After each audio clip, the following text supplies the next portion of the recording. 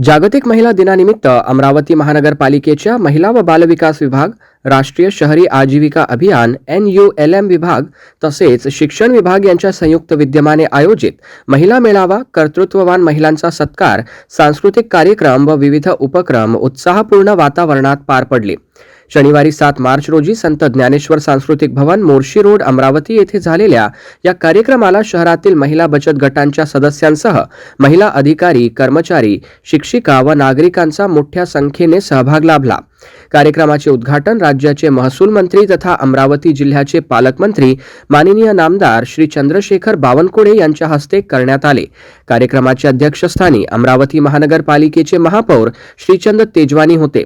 यावेळी प्रमुख अतिथी म्हणून खासदार डॉक्टर अनिल बोंडे, आमदार संजय खोडके, आमदार सौ सुलभाताई खोडके, आमदार रवी राणा, उपमहापौर सचिन भेंडे, स्थायी समिती सभापती अविनाश मार्डीकर, पक्षनेता चेतन गावंडे, गटनेता नाना आमले तसेच नगरसेवक, नगरसेविका मोठ्या संख्येने उपस्थित होते.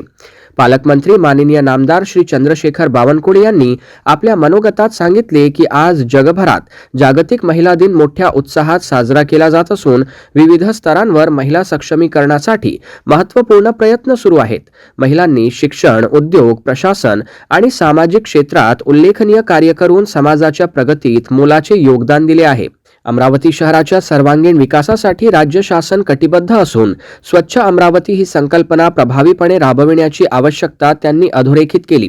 महानगरपालिकेतील कायमस्वरूपी स्वच्छता कर्मचाऱ्यांनी प्रामाणिकपणे आपले कर्तव्य बजावत दररोज किमान 8 तास काम केल्यास शहर अधिक स्वच्छ व सुंदर होऊ शकते, असेही नामदार बावनकुळे यांनी नमूद केले.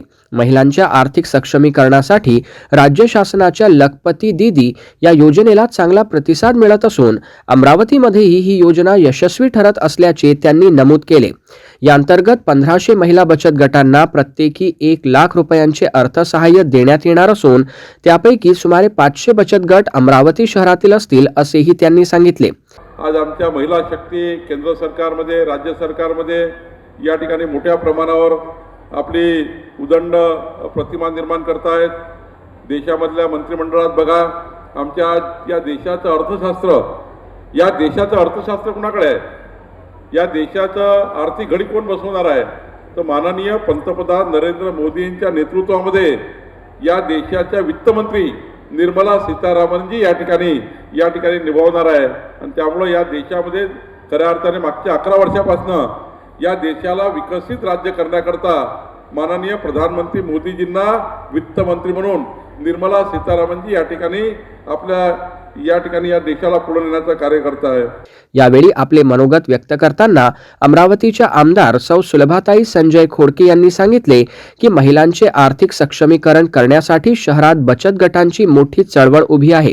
आजच्या विविध प्रदर्शनीच्या माध्यमातून महिलांना त्यांच्या उत्पादनांना बाजारपेठ उपलब्ध होऊन आर्थिक स्वावलंबनाकडे वाटचाल करण्याची संधी मिळत महिला बचत गटांना प्रोत्साहन देऊन त्यांच्या उत्पादनांना मोठी बाजारपेठ उपलब्ध करून देण्यासाठी आगामी काळात भव्य मॉल साकारण्यासाठी आपले प्रयत्न राहणार असल्याचा विश्वास आमदार सौ सुलभाताई खोडके यांनी व्यक्त केला. जिल्ह्याचे पालकमंत्री सन्माननीय बावनकुळे साहेबांचं मी मनापासून खूप खूप अभिनंदन करते.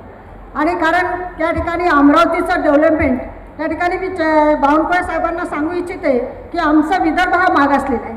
आणि विदर्भ मागास असल्यामुळे काय होतं की विदर्भामध्ये नागपूर विभाग आणि अमरावती विभाग येतो आणि त्याच्यामध्ये आपण सगळेजण आपण नागपूरचे आहे म्हणून त्या ठिकाणी नागपूरला पैसा घेऊन जातं. आमच्या अमरावती विभागात कोणाचं लक्षच राहत नाही. म्हणून आपण जास्तीत जास्त आमच्या अमरावती विभागाकडे लक्ष दिलं तर निश्चितच अमरावती जिल्ह्याचा, अमरावती विभागाचा विकास झाल्याशिवाय राहणार नाही.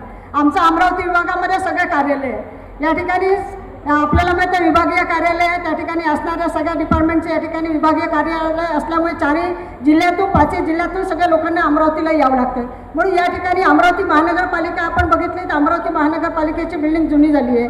लोकसंख्या दिवसेंदिवस वाढत आहे आणि लोकसंख्या वाढत असल्यामुळे अमरावतीच्या विकासासाठी आणि अमरावती महानगरपालिका क वर्गाची आहे. त्याच्यामुळे अमरावती महानगरपालिकेमध्ये उत्पन्नाचं साधन कुठलंच नाही आहे. म्हणून आम्हाला सगळ्या गोष्टी या शासनाकडे मागावं लागतं. अमरावती महानगरपालिकेचं उत्पन्न जे मिळतं त्यातून खऱ्या अर्थानं फक्त आमच्या कर्मचाऱ्यांचे पगार आणि थोडेफार जर काय असेल छोटे मोठे नगरसेवक आता निवडून आले आले, त्यांना माहीत आहे, माझ्या महिला भगिनी नेहमीच माझ्याशी चर्चा करतात तर आम्हाला आता पैसे कुठून मिळणार.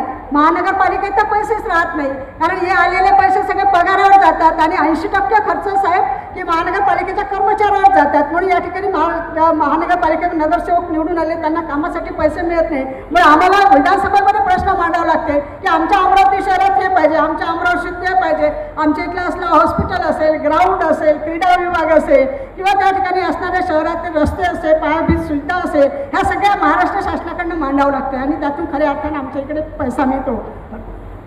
परंतु खऱ्या अर्थानं आज आपण मोठं पाऊल घेतलं आणि याच्यामध्ये जो काही आपण आता MSRD सोबत करार केला त्या माध्यमातून निश्चितच अमरावती शहरामध्ये खऱ्या अर्थानं जे काही गरज आहे, महानगरपालिकेची बिल्डिंग असेल, त्यासोबत टाऊन हॉल असेल, आपला इतवारा बाजार असेल किंवा त्या ठिकाणी असणारे अनेक असे अंबादेवी आहे, त्या ठिकाणी अंबा नाला आहे, याचा सुद्धा विकास होणं काळाची गरज आहे. आम्ही 5-6 कोटी लावतो, दरवर्षी ते पैसे वाया जातात. म्हणून परमनंट सोल्युशन आपल्याला काढायचं आहे. म्हणून अशा माध्यमातून MSRDCच्या माध्यमातून पालकमंत्री महोदयांनी या ठिकाणी प्रस्ताव तयार करण्यासाठी MSRDCला दिला, त्याबद्दल त्यांचं मी मनापासून अभिनंदन करते आणि निश्चितच येणाऱ्या काळामध्ये या माध्यमातून अमरावतीचा कायापालट होईल आणि अमरावती शहर स्वच्छ, सुंदर आणि कसं होईल यासाठी निश्चितच प्रयत्न करेल. तसेच आमदार संजय खोडके म्हणाले की महिलांनी विविध क्षेत्रांमध्ये पुढाकार घेत समाजाच्या प्रगतीत मोठे योगदान दिले आहे. महिलांचे सामाजिक, आर्थिक व शैक्षणिक सक्षमीकरण ही काळाची गरज असून शासनाच्या विविध योजनांच्या माध्यमातून महिलांना अधिक सक्षम करण्यासाठी सर्व यंत्रणांनी सातत्याने काम करण्याचे आवाहन आमदार संजय खोडके यांनी केले.